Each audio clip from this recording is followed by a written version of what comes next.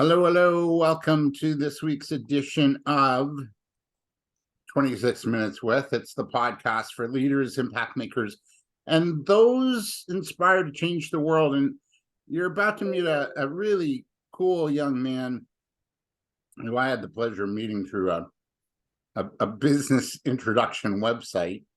And he's making a difference with his clients in terms of money and the financial picture and investment picture of their lives.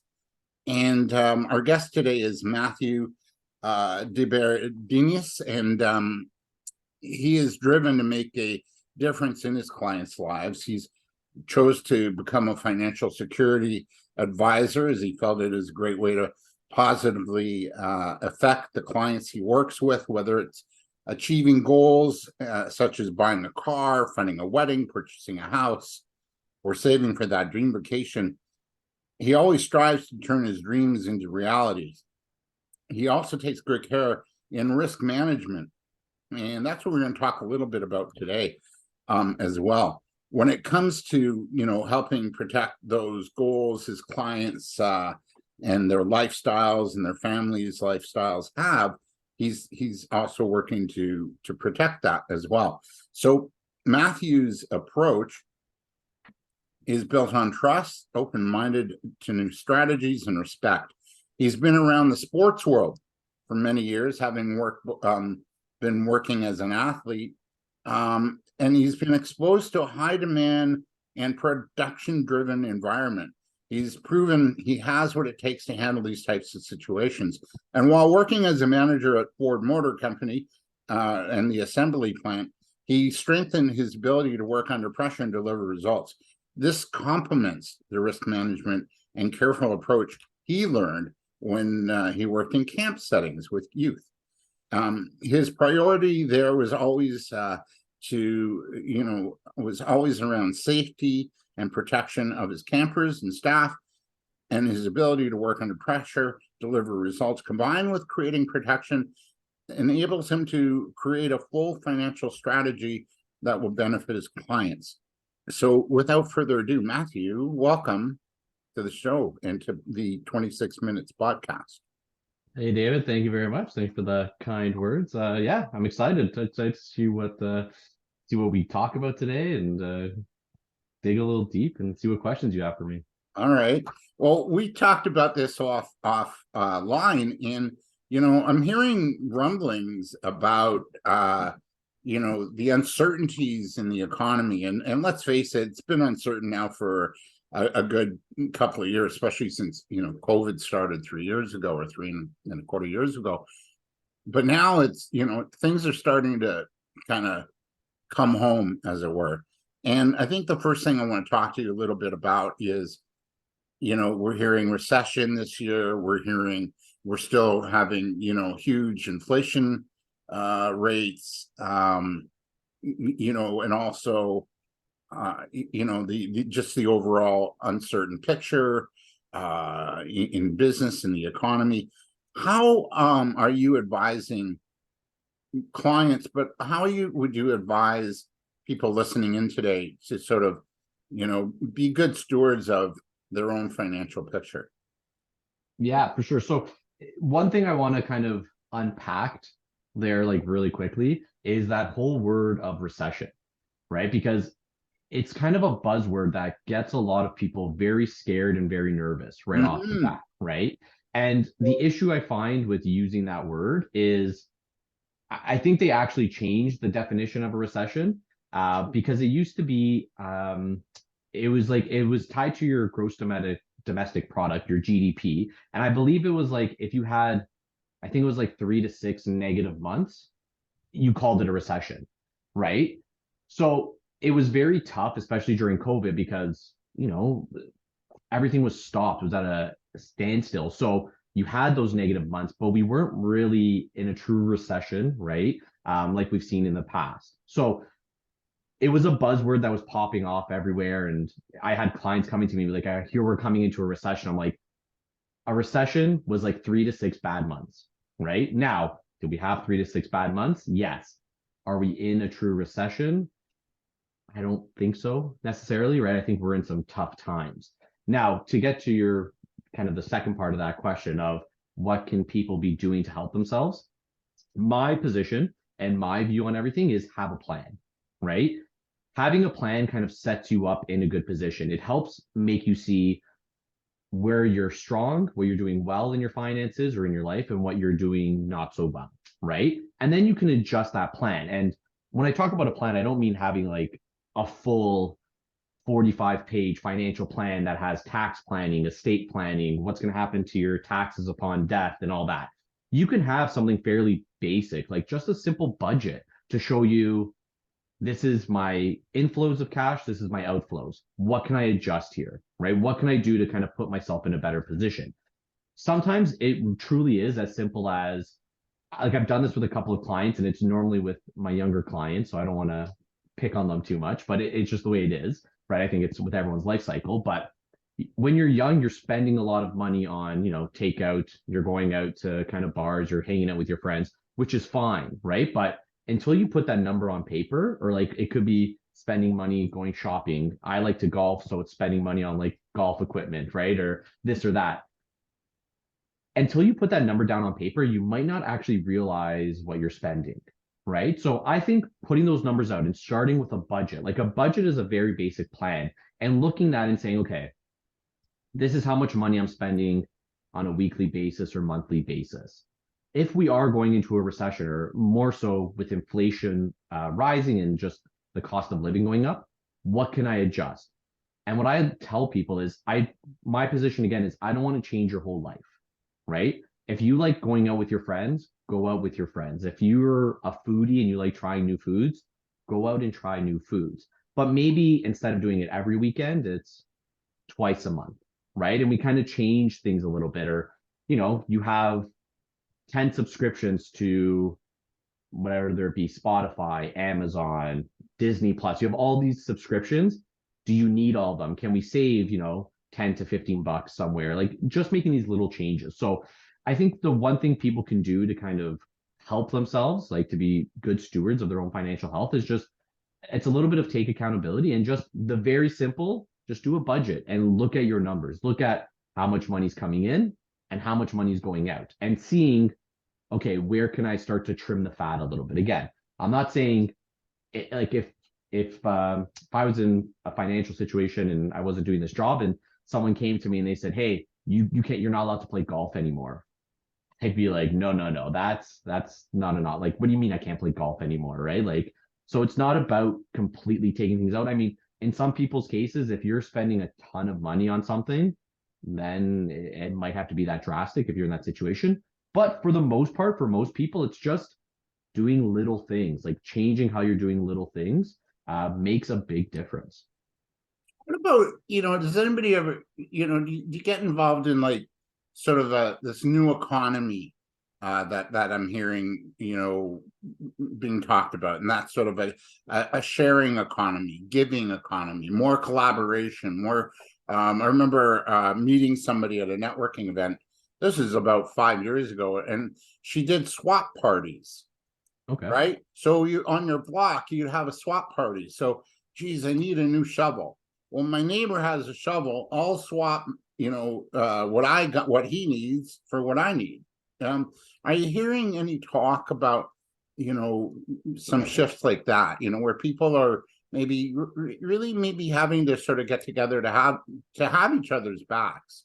Because I feel we can be a bit mired in our own thing, right? And we're not caring for others. What's your take on that? So I haven't heard something like that. However, I'm a huge proponent of that and kind of helping each other out, right? I know, like, for myself, I have friends who are in the media industry, right? Whether it be in film or photography and this and that, and in marketing. And to be honest, like, a part of my job is to market myself, right? And I simply go to ask them for help, right? And say, like, hey, like, now if they do extensive work for me, I definitely pay them. But if it's a quick question, and I'm like this with a lot of my friends, I say, if it's a quick question, like, yeah, ask me, right? Like, if the more we can help out one another, the better. So I think, yeah, if you have friends that you can lean on or neighbors that you can lean on for this or that, right? Like I know even for example, I needed to use a blowtorch, right, for something.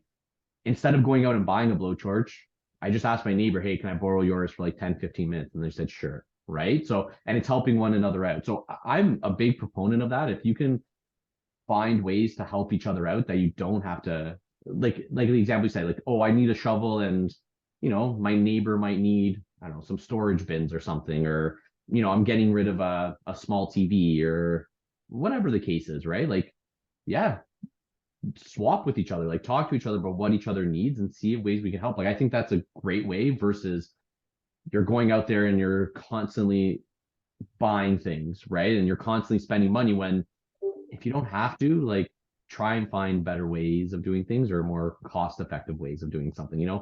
Borrowing something from a neighbor might cost you, I don't know, a coffee or a Yeah, beer, right? Like something small versus yeah, you go out to buy something, you use it once, and now it's just sitting there. yeah, yeah. Like the blue torch example is a perfect example, and Mhm. yeah, I think we need more of that in our community. In terms of, you talked about doing a budget as a start and looking at, okay, where can we trim? Where are you at, Matthew, in terms of advising clients, to kind of roll, I guess, cope with the sort of, more challenging markets that we're in? Where do you stand in terms of, are you advising more short-term planning or long-term planning? So is it, do we want to think about our retirement, or do we want to let's just manage the next 6 months? Let's just manage the next year. Where are you at in terms of, what advising your clients or individuals on whether long-term or short-term strategy is better for now? It depends. Yeah, it depends a little bit on what the client's needs are, to be honest, right? But gen kind of deal with oh, can you still hear me? Yeah, actually Okay. better. Okay, perfect. So it really does depend a little bit on what their situation is. For me personally, I'm always looking at both at the same time. So I'll give you an example. I have one client, he's about 25-ish. And we set up his TFSA because he wants to buy a property in the next 5 years, right? So that project there, like it's very short term, right? Or medium term, a 5 year time horizon. We're looking at, okay, how do we think the markets are going to react in the next 1 to 3 years? And then in 5 years, how much money do we need to have? However, with his job has a matching program and he wanted to start his own RSP. And I told him, like, we can take care of the RSP at the same time. Like, you can have, like, I don't want to say two different plans, but you can have two different plans going at the same time. Um, Even with the insurance aspect, right? Like, life insurance or critical illness insurance or disability insurance, it's super important to look at both, right? So for some clients, I'm looking at they might be married and have a kid. Well, if you pass away in the next, same thing, 6 months, 1 year, that's going to have a huge negative impact on your spouse. And especially if you have a young child just born, right? So we're taking care of that. But also, life insurance is an end of life tool that we use as well. So the benefit of myself is I'm looking at both constantly and it's just weighing out, okay, what's more important to the client? What's going to be more effective for the client for us to solve? Is it the end of life situation or is it, like you said, the 6 month, 1 year, 3 year situation? Again, I think one of the big benefits I provide to all my clients is I deal with clients who are 18, who are just starting their kind of financial lives, right? Just being able to start investing and stuff like that. So dealing with them and starting their TFSAs and very basic investing, we do that. However, I'm also dealing with a client who's 88 and dealing with estate protection. So dealing with someone on that wide of a spectrum, I can help the 18-year-olds, the 20-year-olds, even like the 30-year-olds. We'll get through this next 1 5 years, figure it out. However, in the back of my mind and what I'm trying to implant in the back of their mind is there's going to be issues down the line. And the more, again, we go back to how can you be a good steward for your own kind of financial health and everything, the more steps you can take now to kind of help you down the line, the easier it is down the line. Because if you wait too long, then when you're young, you have tons of options, whether it be investing, insurance, and whatever you want to do, you have tons of options. But as you get older, those options start to kind of slim down, right? And then even there might not be any options, right? Depending on your situation, is the Yeah. worst case scenario. Yeah, like your health or whatever. Like an 88-year-old going for an insurance policy. Yeah, it's tough. It's definitely tough. Yeah. Um, Talking about 18-year-olds or the younger, client, and I have a sense that you're focused, a bit more on that market with your background in sports and working with youth and camping and hockey and all the things you're into. How are youth, accepting sort of the notion of starting to think of their financial future? Because usually, you hear the misconception of, yeah, they don't care, they're just spending money on stuff and cars and bling bling or whatever. What do you see? Is it, from the youth that you work with, and should we have hope for them in the future? Like that? Yeah, so it's kind of interesting because the people I talk to, right? And again, I don't want to say this is the norm because I like younger people who are talking to me are obviously a little bit more serious about their kind of investments. They want to kind of do a little bit now to get ahead. So it might be a little bit biased, my opinion, or just my view on it. But I do think it's pretty good, right? Like the nice thing with social media is there's a lot of information out there. And a lot of younger people are seeing like, I don't know, they see TikToks, they see Instagram reels, they see it on YouTube, whatever it is of, this is how I'm 25 and I'm making X amount of dollars per year. And you have like younger people being a little bit more entrepreneurial with whether it be drop shipping or trying to start their own clothing brands or this or that or their own podcast. So I think I don't want to say they're a little bit more serious about it, but they have all these avenues. Now, the trouble with that is there's a lot of avenues, there's a lot of information out there. And I think the most typical issue I run into is someone brings to me an idea, and I'm always open to this. So, like you kind of said in that introduction, one of the big things I kind of pride myself on is being open minded.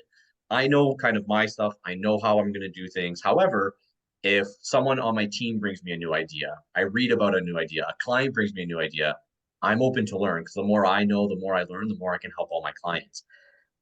The issue is there's a lot of stuff that's super applicable to, or a lot of the media is US based. Mm-hmm. And when someone brings me that idea and say, can I do this? And I go, yes and no, right? Like it kind of works like that in Canada, but not really, right? So it's kind of that balancing act now of doing that. The other thing that I think is really hard is a lot of people get discouraged, right? Because especially being here in the GTA, like people want to buy a home and home prices are going kind of through the roof. And they're like, well, will I ever buy a home? And I can't tell the client like yes or no, right? Like I don't like to set those like super lofty expectations. What I do say to them is let's work towards it, right? Like let's see what we can do and let's figure out a plan to kind of make that happen. Is it going to happen, in the next 1 to 3 years? Maybe, maybe not, depending on your situation. But can we build out a plan to maybe, the more time we give ourselves, 8 years, 10 years down the line, the better of a chance we have, right? So for the youth, I think they're doing a little bit, I don't want to say better of a job, but they're doing a good job of consuming media. It's just finding, I actually made a video about this last week. I posted it yesterday, but they're doing like those initial steps. Like they're getting more informed. They're understanding a little bit more of how to use a TFSA and an RSP. But then they're getting caught somewhere and they're seeing something online and they're trying to replicate it. I'm like, it's good to replicate that if you go move to the States. Then that plan's going to work. But if you're trying to do it here in Canada, it's not going to work out so well. So it's kind of the good thing is there's a lot of information out there and there's a lot of ways to learn. You just got to find if it's applicable to your situation. And then the other thing is everyone's situation, while there are a lot of similarities from one case to the other, there's a lot of differences. So it's trying to figure out what's working well for this person in this situation and how can I pick out the little pieces that'll work for me versus trying to copy it fully. Yeah. Where are they at in terms of financial literacy? I know that's still a big issue. Teaching financial literacy to not well, 18-year-olds for sure, but even younger, Mhm. and also 18 to 35 still need maybe a little bit of an education. Where are we at collectively, be it in schools or government or financial institutions, really focusing a little bit more on the importance of financial literacy moving forward? So the hard part I see with financial literacy is there is so much that we can talk about, Yeah. right? Like we can talk like about just investing and figuring out, very simple, should I use a TFSA or an RSP? And then a lot of people, they understand all of a sudden, they understand the differences between a TFSA and an RSP, but then they don't understand how to use the vehicle to the best of its abilities, how to properly invest, how to create a portfolio within there. That's where I kind of step in with our clients and showing them, like, I think it's good. A lot more people, again, because there's a lot of information out there, a lot more people are starting to learn and starting to pick up on these different things. And it's just getting that deeper knowledge. And I think it's kind of hard, whether it be in the school systems or whether it be in, online courses. Like I did a 5-week financial literacy course, right? Where I took it through the basics of budgeting, investing, life insurance, income protection. And then we ended off with real estate because that's always a hot topic people like talking about.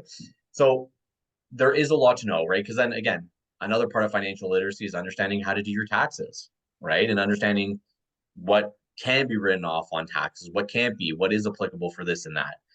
And then the big one on top of everything that I really enjoy, most people don't understand why I enjoy it, but I really enjoy is life insurance or insurance in general and how to use insurance properly. Like that in and of itself is a massive thing, right? Like a lot of people, another advisor had said this, and it makes sense and it's super applicable. And I love the saying. A lot of people know what life insurance is, but they have no idea how to use it because there is so many ways to use it. So again, I think I can't speak for kind of the school system because I don't know kind of what it's like in there, what they're teaching, what the curriculum is like. But I think online there's a lot of information. But again, we fall into that trap of it's good that there's information out there. People are reading up on things, they're watching videos, they're learning, but then is it applicable to you? Right? Is what they're actually talking about make sense for you? Again, the biggest one I always come into is, hey, I saw this idea and it's super applicable in the States and it works in the States, but it doesn't work the same ways here. We have different tools and mechanisms. So it's figuring out what is applicable to you and what isn't, right? But I think on a whole, I think people are uh, getting more financially literate, which is good. But there's also so much extra information out there that just confuses people. Again, to go back with investing, we saw kind of all those meme stocks, right? And the GameStop and BlackBerry and AMC. Like a lot of people jumped on boards, and I'm positive people made money off of kind of just fooling around. But I'm also pretty positive that a lot of people got put in a really bad situation because of that, right? Like I see there's a great I browse Reddit every day. But there's a great subreddit called Personal Finance Canada. And it's a really good place for people to just share their information, share their experiences, ask questions. So it's kind of interesting to me when you see people who need financial advice and they go online to get it versus like they're kind of scared to talk to a financial advisor because they think, I don't have $50,000 to invest. I don't need like a financial advisor isn't going to help me. And that's not true, right? Like some advisors might, some institutions won't because you need to meet a certain threshold. But advisors like myself, like, yes, like again, an 18-year-old who's only investing $25, $50 a month, like I'm here to help you, right? Sort of thing. So it's always interesting to me that people are out there looking for help, but they're kind of looking at it in like just weird space. Like they're going online, and I do support going online when I buy something, whether it be a golf club, whether it be something for my car, whether it be something for fitness related, whatever it is, I do my research online, but then I go talk to an expert to see, okay, this is the information that I've understood. What do you think now? Right. So I think there's a little bit of that disconnect where people are still nervous. They see financial advisors and they think, I got to have 50,000, $100,000 to invest for them to talk to me and make it worth my while. I need to have a net worth of 500,000 million dollars to talk about insurance and estate planning. And it's no, it's not like even if you're kind of I don't want to say the small fish, but an average person, like we're here to help you. So get proper advice. And again, I've said this time and time again. You can pick and choose from other people's situations and other people's information, but if it's not relevant to your situation, that plan you put together that you're just copying someone else's, those ideas might not work out as well. And then you're going to get frustrated of why it didn't work out as well. Yeah, no kidding. You mentioned something before, like you can't do that in Canada. You can do that in the US, but in Canada. What do we need to do in Canada to maybe open things up more and to make it more attractive to invest and implement new financial strategies here? That's a really good question. Might be a little bit kind of above my pay grade a little bit. I think it's just the way they have things set up, right? Like if I look at kind of Canada, do we maybe on a whole pay a little bit higher in taxes, maybe a little bit, but then the trade-off for paying more in taxes is our healthcare system and our education system, right? So it becomes a little bit of a balancing act of, well, we're doing some things one way, but that are giving us something else that they don't have, right? Like again, um, I had a surgery almost a year ago, right on my shoulder. It didn't cost me anything, right? Like I didn't have to pay for anything. But if I would have had that same surgery in the States, who knows if I even would have gotten the surgery, sort of thing, right? Because it might have been too expensive, right? So I think there's a little bit of trade-offs. I think in Canada, the big thing, and I know I don't want to say this is just a GTA issue because I know this is kind of getting Canada wide. And the big issue with Canada, I think, is you have Toronto, Montreal, Vancouver, right? Halifax. Like we have a lot of land in Canada, but we're very dense in certain areas, Yes. right? Like so all of a sudden those areas there's an influx of money going in there, which is good, but then it's not being spread everywhere else. So, housing prices in GTA, Vancouver are going through the roof because that's where everyone's flocking to, right? Versus in the States, like every state has its own big city, right? Like they are going to vary in sizes, but you have a lot more kind of going on. What does Canada need to do to kind of change that? I don't like again. That's a little bit outside of kind of my scope of kind of what they need to do. But I think what Canada's put in place to kind of help Canadians is good. Like a TFSA is a great tool to be using. The first home savings account that they announced is a really good tool for people to be using. RSPs are a good tool. The fact that life insurance gets paid out tax free is a great tool, right? And if you have a specific life insurance policy that grows, it grows tax deferred, right? Or completely tax free, depending on how you pass that money on, right? So I think there's a lot of good things happening. It's just, again, the housing prices are kind of getting a little bit ridiculous. The cost of living and groceries are getting high. Yeah. Well, so it's more of adjusting those types of things to figure out what we're doing. Now, again, we're also talking about this 3 years into a global pandemic. Yes, things are finally getting back to normal, which is good. Inflation, they held the interest rates, right? So hopefully we start to see things drop down a little bit. My bigger fear is grocery stores, for example, they've raised their prices. People are still buying. So when prices come down, are those prices going to drop? Or are they going to say, no, you were fine paying those prices. We're going to keep those prices up, right? So if the government can step in there now we're kind of infringing on a little bit of the free market and the open market, which isn't too good, right? I think there should be some regulations, but still allow for it. So those are changes that need to be made way above kind of my head. What I do is I go, here's our set of rules. Here's what we can do inside these set of rules. Let's make the best of our situation. Sort of. Yeah. Just because of time for the 26 minutes worth, because we're going to go into our deeper dive. And by the way, for those watching, listening, we're with Matthew De Berardinis. And one of the things, especially the younger generation, definitely 18 to sort of 35 plus, maybe even 40, this notion of buying as an investment, buying cryptocurrency, which has kind of gone up and down, and then some companies have gone bankrupt because of just bad practices.